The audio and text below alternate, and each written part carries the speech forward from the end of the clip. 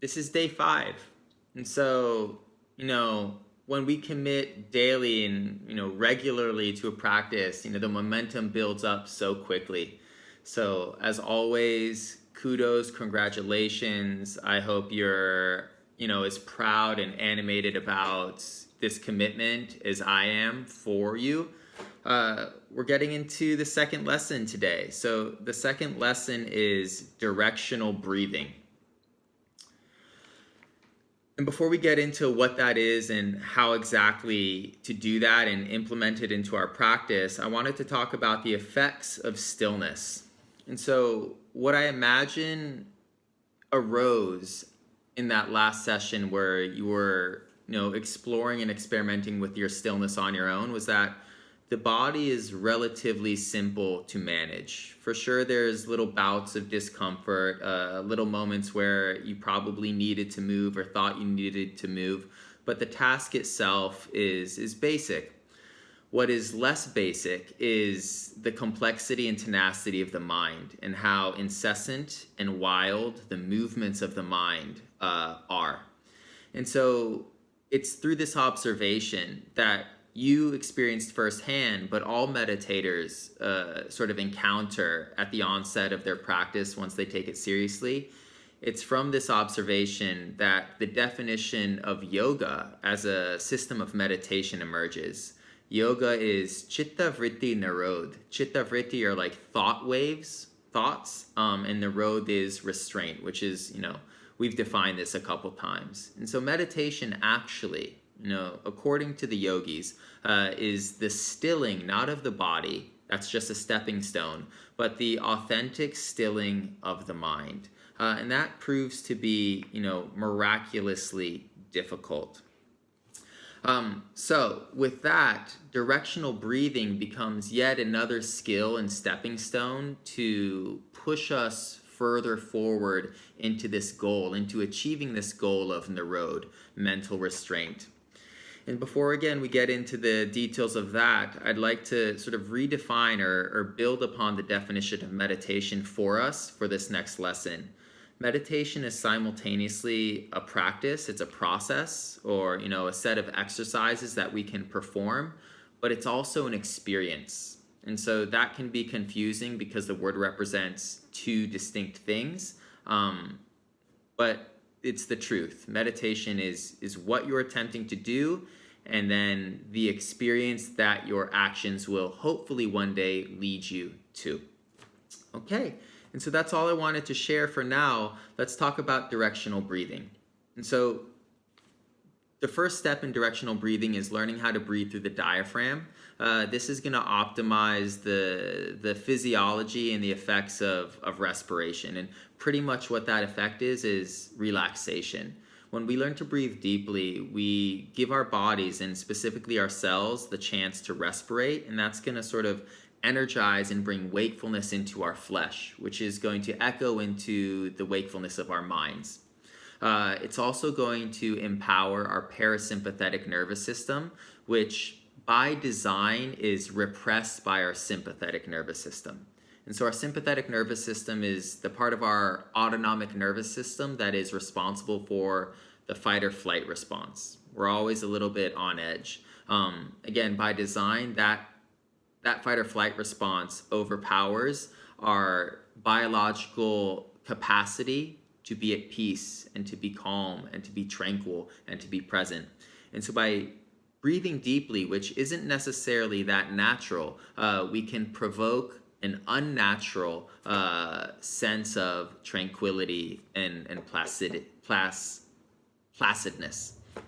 Cool. So that's sort of the biological reasoning behind this. The mental or psychological reasoning is a bit more interesting.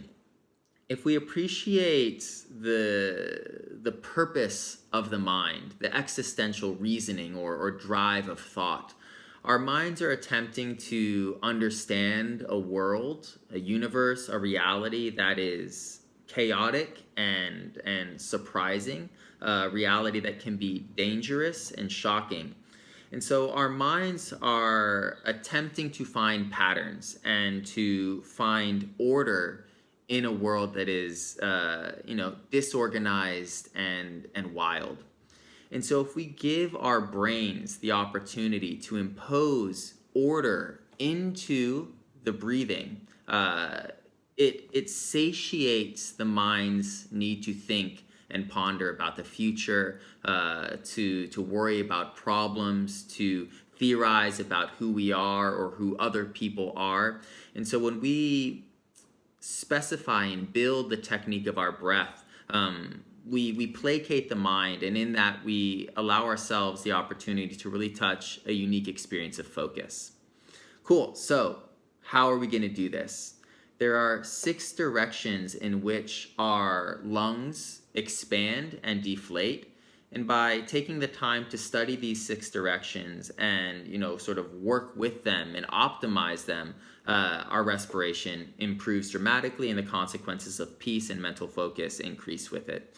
And so that's pretty much all we're going to do today. I'm going to guide you through them until they become deeply familiar, and then I'm going to let you coast into this directional breathing exercise, and hopefully what you experience by the end is an increased sense of calm, an increased sense of sensitivity or sensation to the body, and an increased experience of focus. Cool. So let's get into this. Comfortable seated position. Day 5 already here.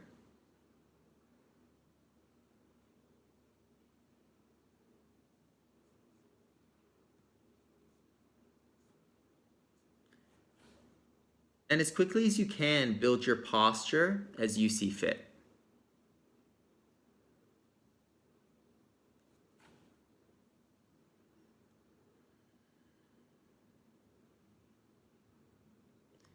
And so your posture is all about power.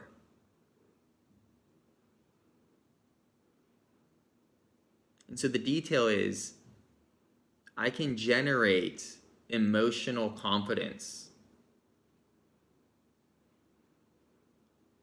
I can conjure qualities like courage, security, and will by manipulating my body.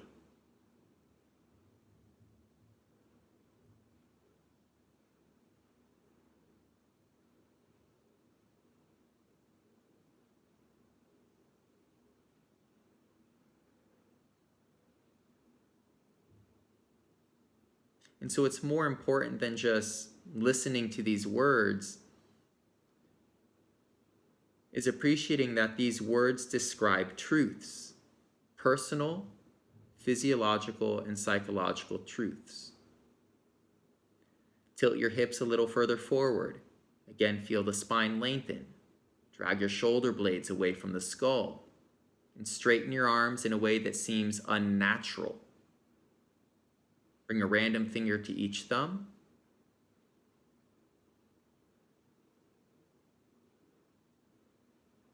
Shut your jaw, press your tongue into the back of your 2 front teeth, tucking your chin in just enough to decompress the base of the skull.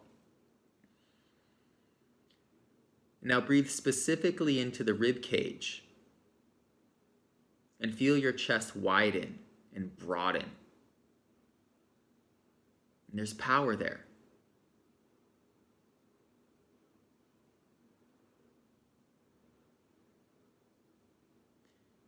And some natural questions arise when we force ourselves to sit this way. How long can I sit this way? How long can I hold my body in this shape? So these sentiments of doubt are the consequence of your sympathetic nervous system.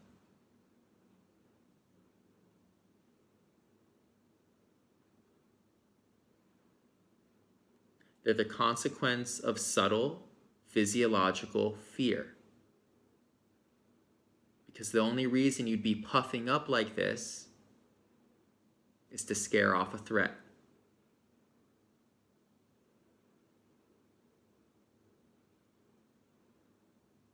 And so these are the archaic echoes of our ancestry.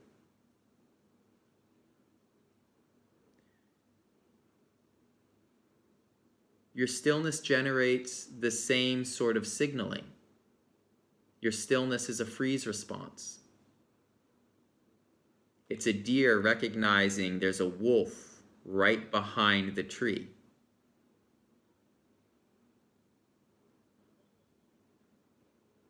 And even though it's subtle, if you take the time to investigate, it's obvious.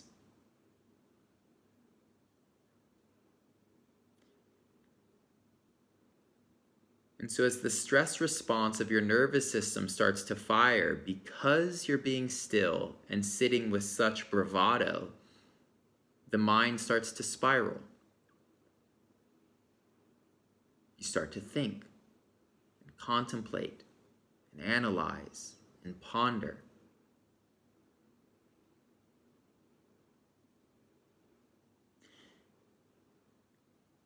And even though this might be hued with negativity, a little doubt, a little worry, a little discomfort,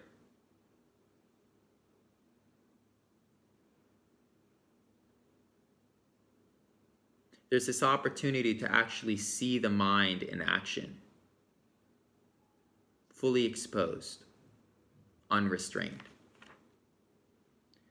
And so let's just spend a couple minutes doing what we have been doing for the last 4 days. Hold your stillness, but notice the whirlwind of thoughts. In Sanskrit, chitta vritti, waves of mind.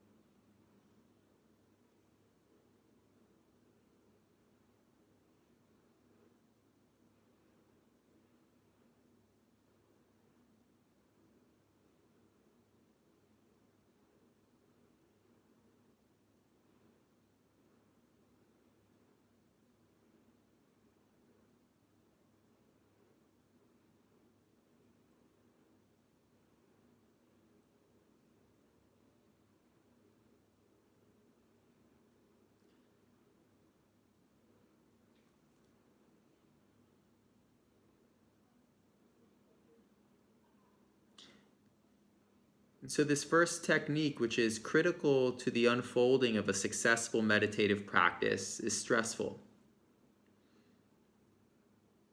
But we also discussed that the golden rule of reality is balance.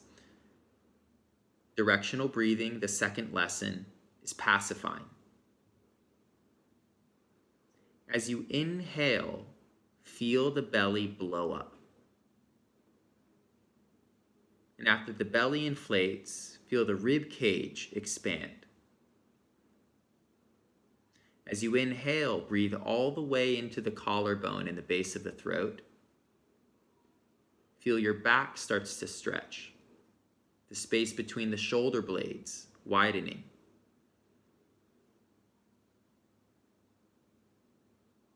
And as you exhale, feel the entire torso, belly and rib cage recede in towards your center line.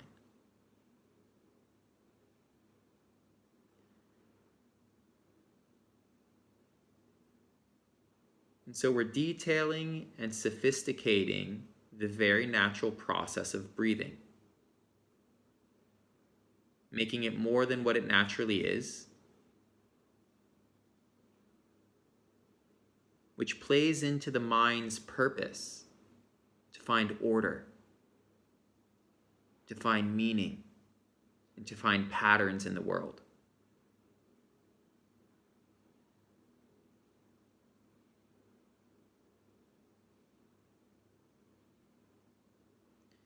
Now start to gauge your breath. Every inhale, breathe in to maximum capacity, 100%. Pull air in through the nose until you can't seem to pull any more air in. And the same for the exhale. Take the time to feel the belly and the rib cage recede in towards center line. Feel the breath vacating your body, but be sure to push out every ounce of air.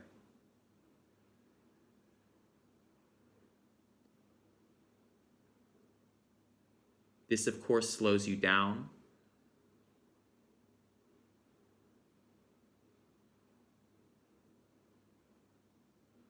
And as you slow down, you become more tranquil.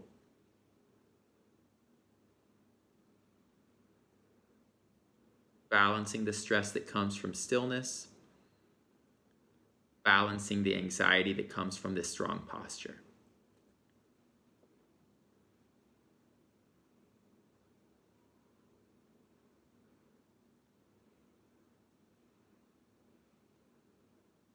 Okay, so for the next 3 minutes, not too long, the game is every inhale is 100% capacity. Every exhale is 100% deflation.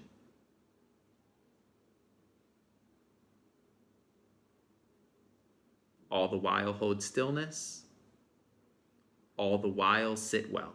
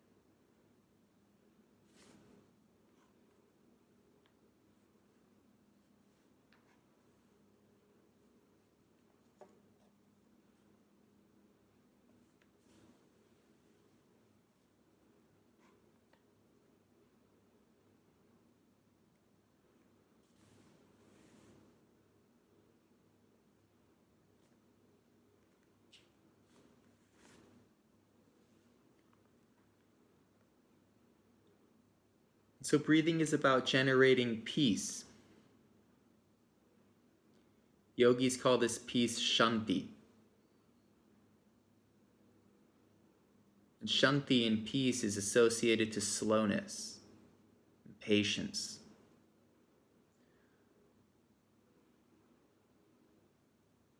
So building on this instruction to breathe in and breathe out at 100% capacity, try to breathe in 110%. Exhale 110%. And start to notice, especially on the exhale, that as the breath tapers to a zero, more often than not, you cut the breath short.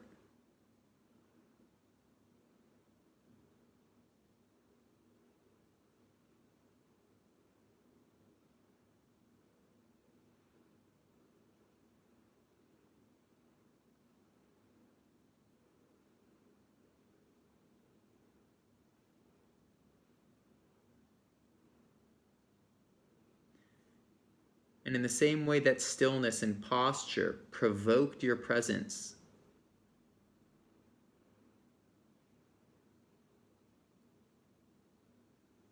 breathing in these rhythms, breathing with such concern for design, also provokes presence. All good things. 1 minute here, very slow, 110% capacity.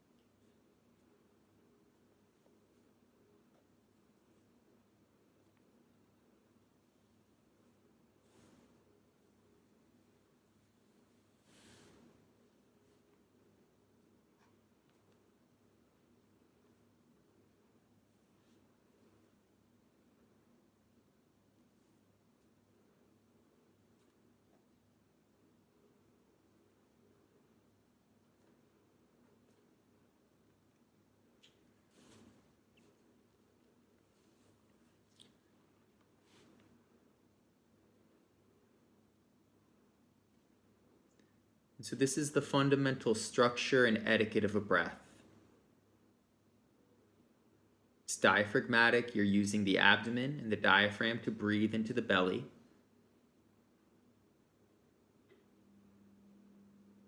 You're breathing slowly, and you're breathing fully. Now let's get into these directions. As you inhale, notice that your body, your torso, inflates forwards and backwards. And then left and right, you widen from side to side. And you also grow taller. The spine lengthens.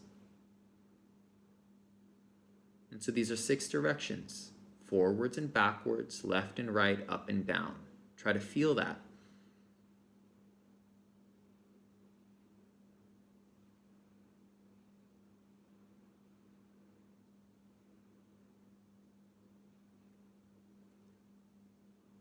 And as you exhale, the torso recedes from front to back.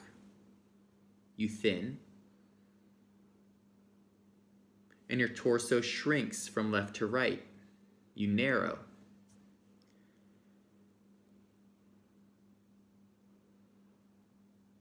And naturally, as you exhale, the body slumps and shrinks.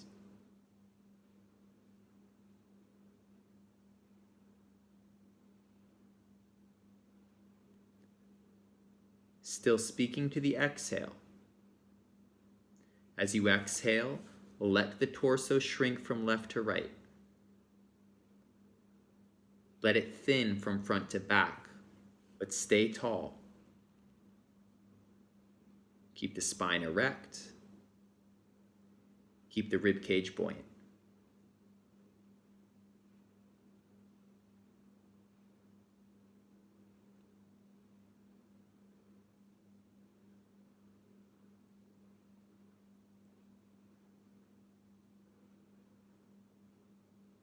And so again, we are playing into the purpose of the mind.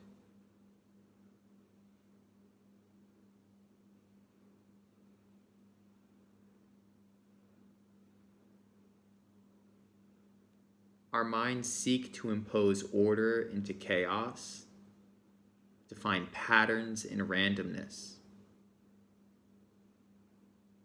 to optimize what is natural, and to utilize it. And this is exactly what you're doing with your breath.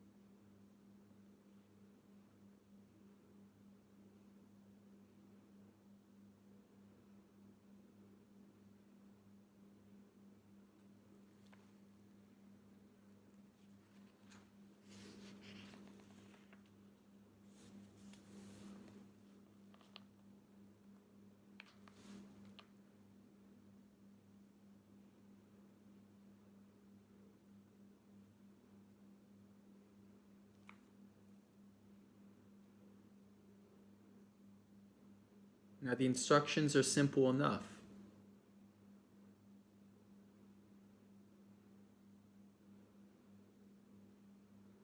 Start focusing on the consequence.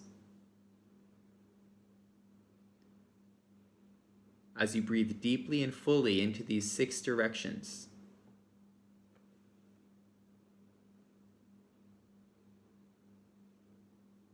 notice how the body feels supported and enriched.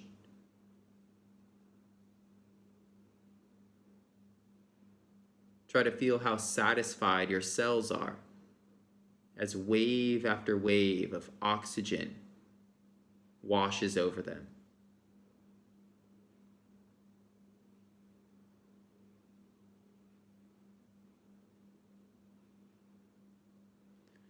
Try to notice a gradual increasing of calm, physical calm,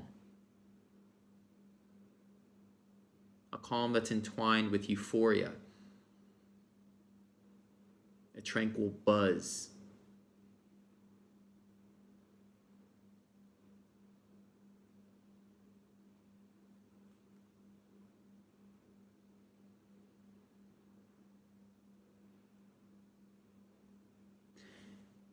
It's similar to the satisfaction of stepping into a warm body of water.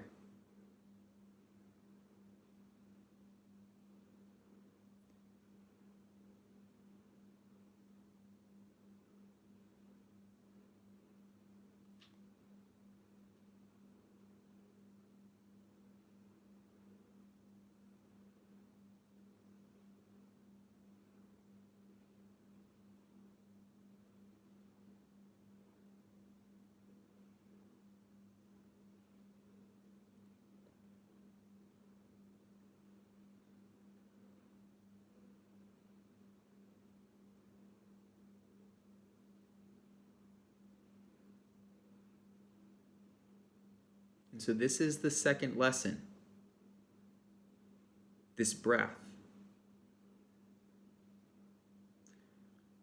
What I'd like you to appreciate at the end is that as pleasant as this is, as intuitively good as this is, more than likely, your mind, for whatever reason, is still compelled to distract, still compelled to quicken.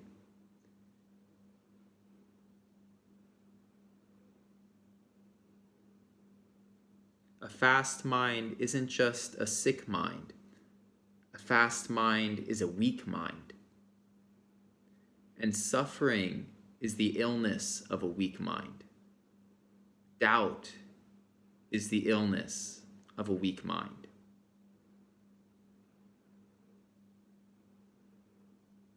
Every breath taken in this way strengthens mind, strengthens peace, strengthens balance, and strengthens health. But it does take a certain strength, a will. And so I'd just like you to correlate the tranquility of this breath, the peace of this breath with strength, which is counterintuitive.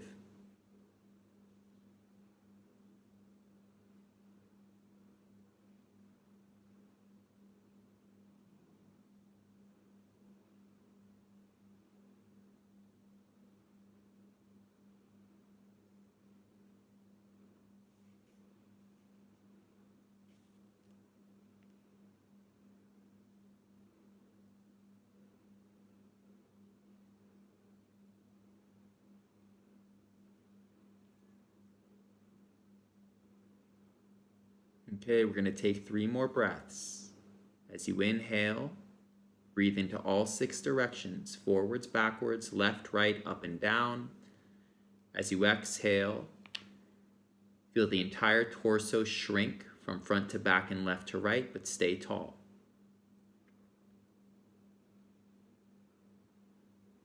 Notice as slowly as you are breathing, which is excellent, you can still breathe slower.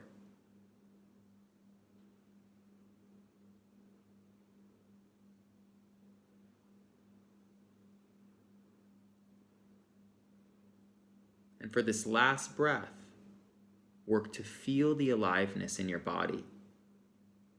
Feel the tranquility coming out of your literal nerves.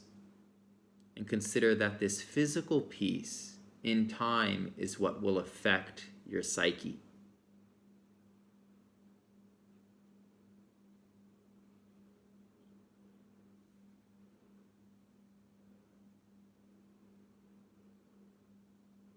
Following with this closing ritual, bring your hands to heart center. Again, something like a prayer.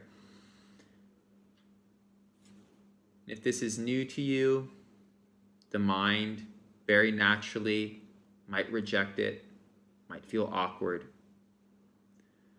But prove to yourself how conscious you are by playing along and then increasing sincerity. To understand what meditation is, we have to embrace our humanity. We have to embrace that we all love life, that we all fear death, that we seek happiness, we seek love, we seek purpose. And we do our best to escape suffering. Increase your sincerity.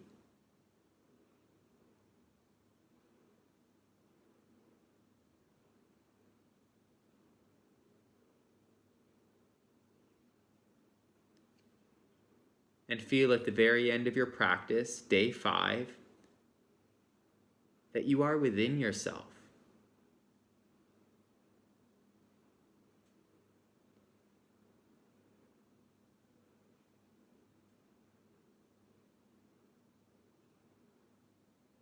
And that meditation is both an effort, a practice, but it's also an experience that right now might feel like it's bubbling underneath the surface.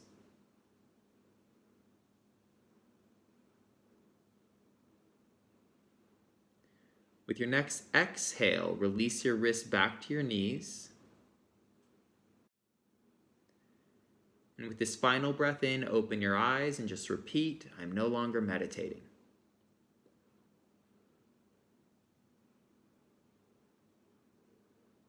Take a second to sort of savor that transition. Try to put words to that shift